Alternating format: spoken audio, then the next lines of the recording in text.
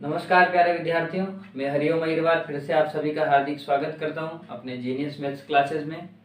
और विद्यार्थियों, हम पढ़ रहे थे 10th क्लास की मैथमेटिक्स और 10th क्लास की मैथमेटिक्स में चल रही थी अपने प्रश्नावली 1.2, जिसमें हम 4 सवाल कर चुके हैं। 5वां सवाल मैंने स्किप किया है, उसको अपन चैप्टर खत्म होने के लास्ट में लेंगे क्योंकि वो थोड़ा अलग टाइप का क्वेश्चन है।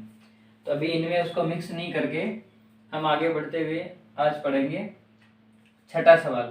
देखिए छठा सवाल क्या कह रहा है, व्याख्या कीजिए कि, क्या व्याख्या करनी है, 7 गुणा 11 गुणा 13 प्लस 13 और 7 गुणा 6 गुणा 5 गुणा 4 गुणा 3 गुणा 2 गुणा 1 प्लस 5। ये जो दोनों संख्याएं हैं ये क्या है कि भाज्य संख्याएं क्यों है। क्या कह रहा है सवाल कि हमें ये व्याख्या करनी है कि ये संख्या और ये संख्या दोनों भाज्य क्यों है, जबकि दिखने में तो ये क्या लग रही है, अभाज्य लग रही है। देखो 7 अभाज्य है, गुणा में फिर 11 अभाज्य, फिर गुणा में 13 ये भी अभाज्य, फिर प्लस 13 ये भी अभाज्य। ठीक है, इसमें केवल 6 और 4 भाज्य है, बाकी सारी अभाज्य है, लेकिन फिर भी ये पूरी संख्या क्या है, भाज्य है। तो क्यों है वही अपन जानेंगे। देखिए कैसे ये भाज्य हैं वो हमें सॉल्व करना है। ठीक है, दिया है पहली संख्या।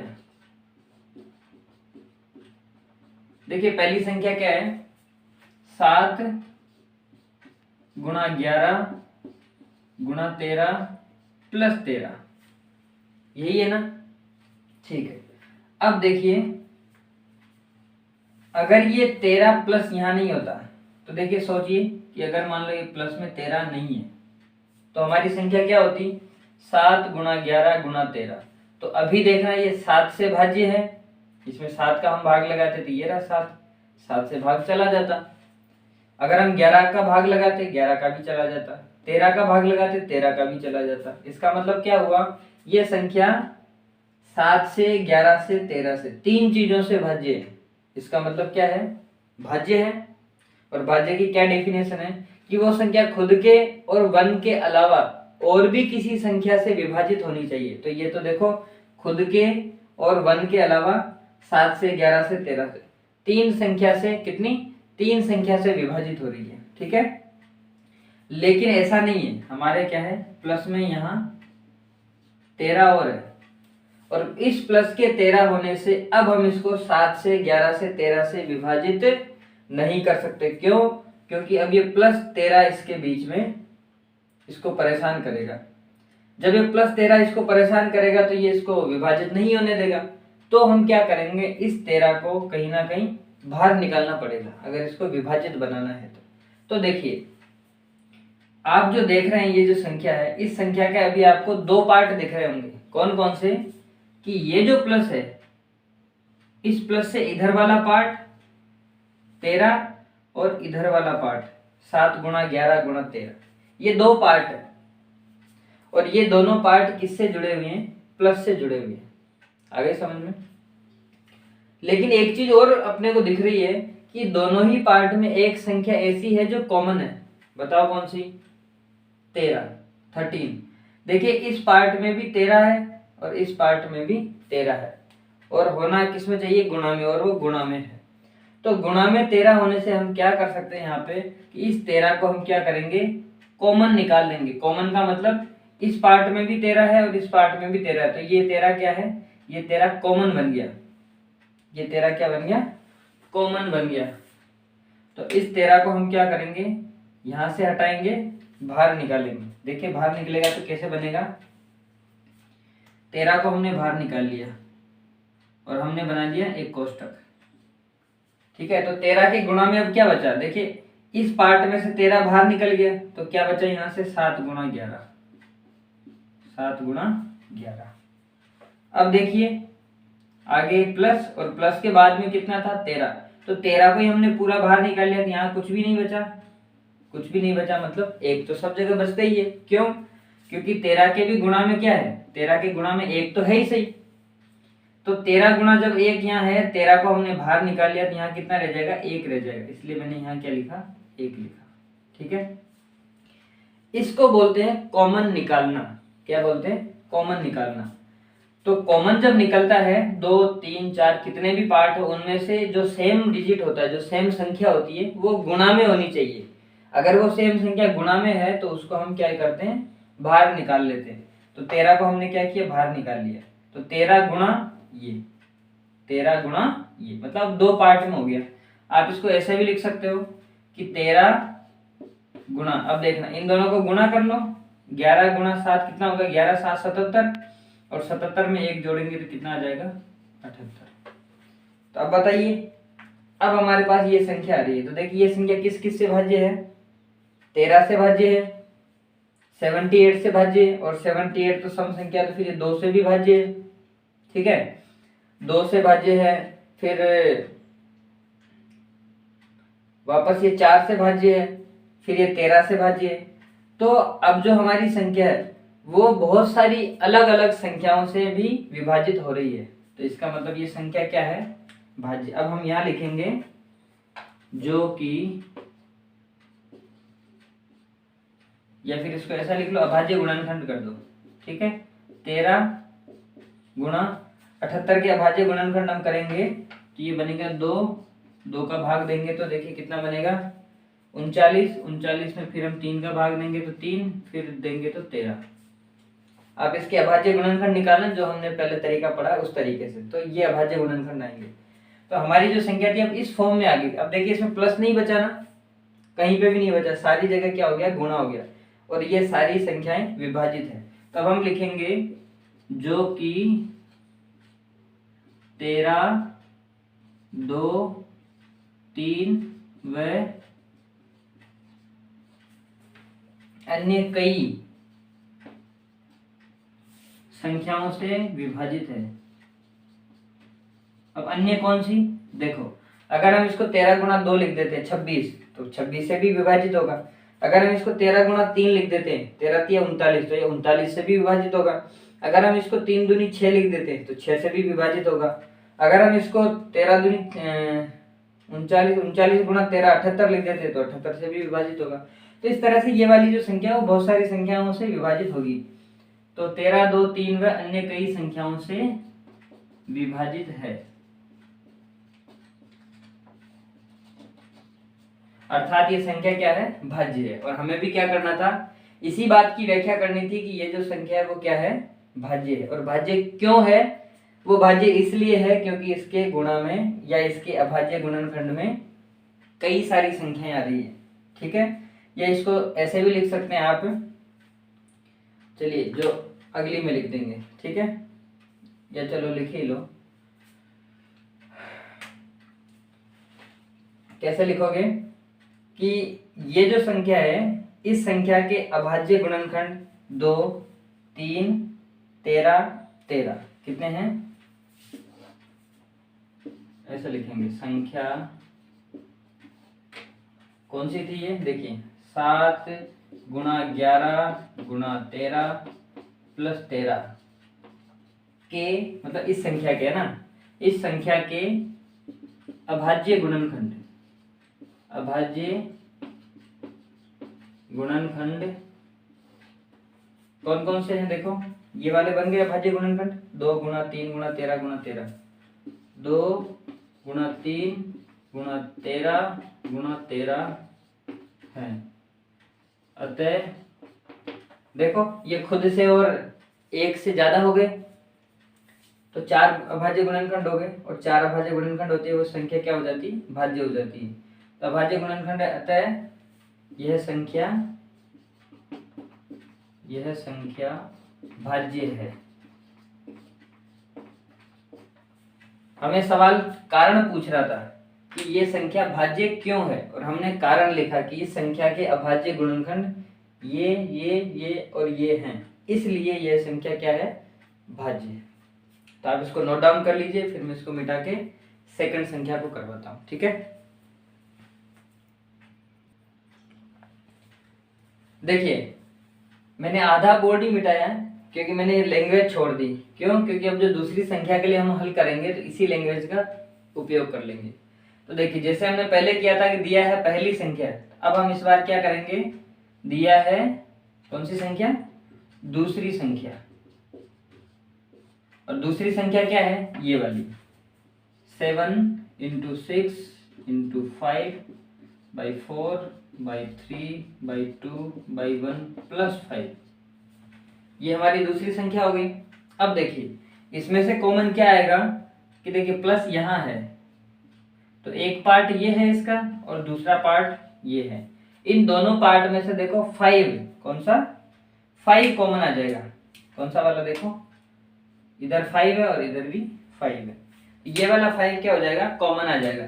तो देखिए अगर मैं इस 5 को कॉमन निकालता हूं, ये 5 गुना, देखिए यहां से क्या बचेगा, 7 × 6 × 4 × 3 × 2 × 1, ठीक है। फिर यहाँ से देखिए प्लस और यहाँ बन जाएगा 1, दो पार्ट हो गए, एक पार्ट ये हो गया, एक ये हो गया, ठीक है।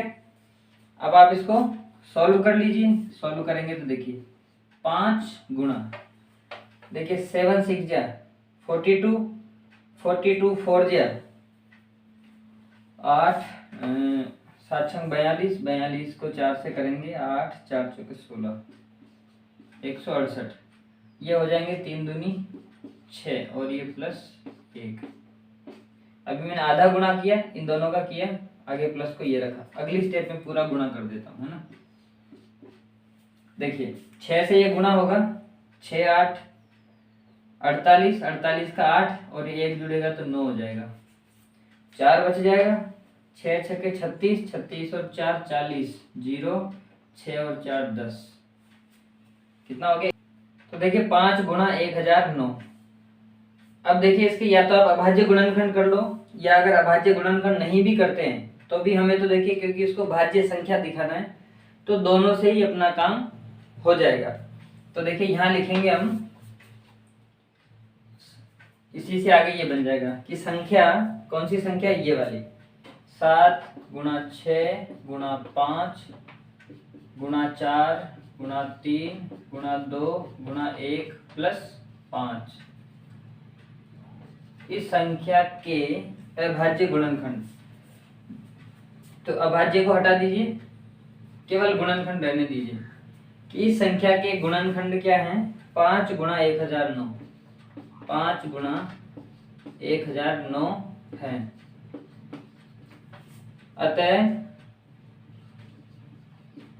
अतः यह संख्या भाज्य है, ठीक है।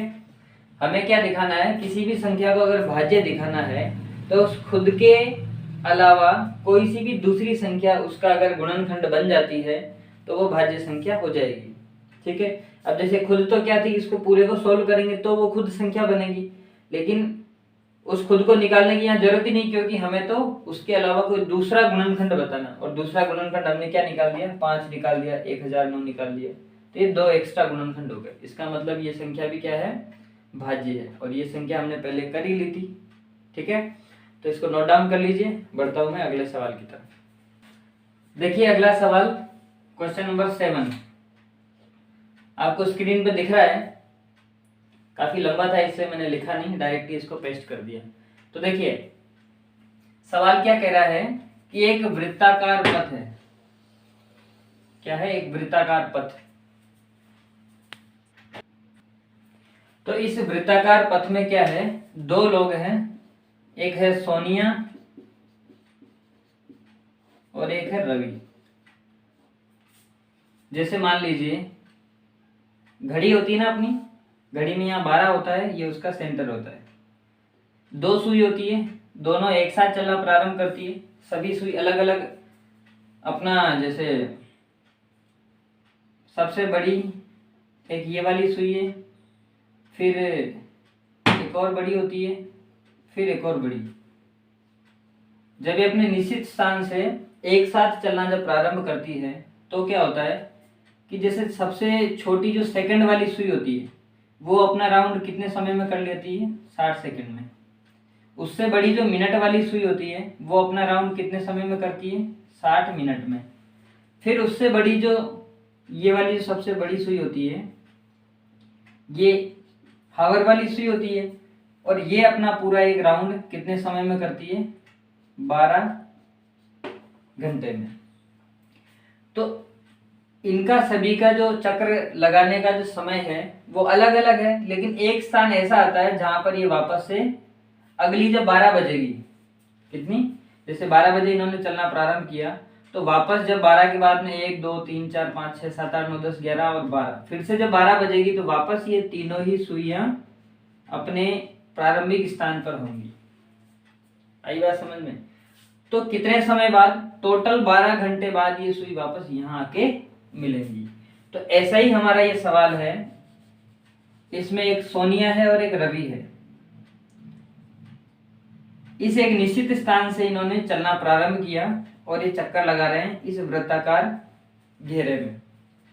सोनिया जो है वो 18 मिनट में अपना चक्कर पूरा कर लेती है, लेकिन रवि जो है ये 12 मिनट में ही अपना चक्कर पूरा कर लेता। अब देखिए कि जैसे ही इन दोनों ने यहां से चलना प्रारंभ किया तो ये रवि तो 12 मिनट में यहां पहुंच जाएगा, ठीक है, लेकिन सोनिया जो है उसका चक्कर 18 मिनट में होता है, तो 12 मिनट में वो लगभग यहाँ कहीं होगी।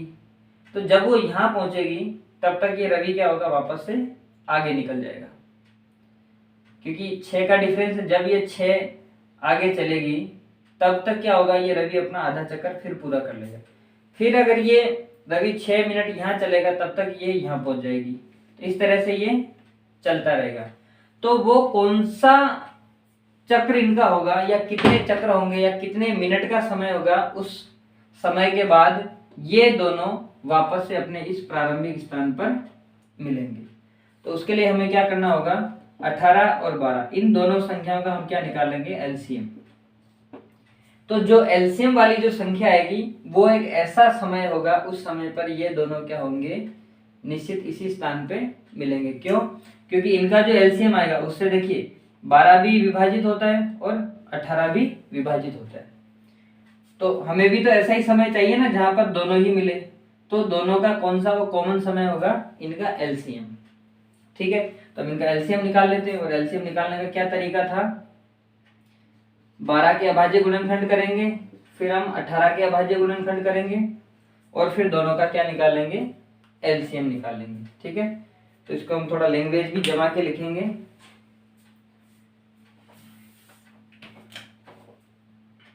देखिए क्या लिखेंगे, सोनिया द्वारा एक चक्कर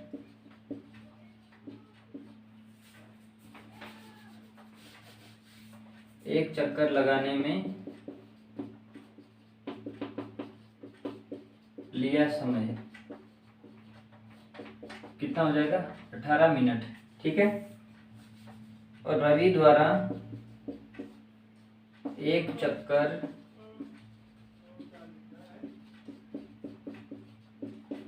लगाने में लिया समय ये कितना है, 12 मिनट। ठीक है, तो अब लिखेंगे, इसलिए दोनों के प्रारंभिक स्थान पर मिलने वाला समय, कौन सा समय होगा वो, मिलने वाला समय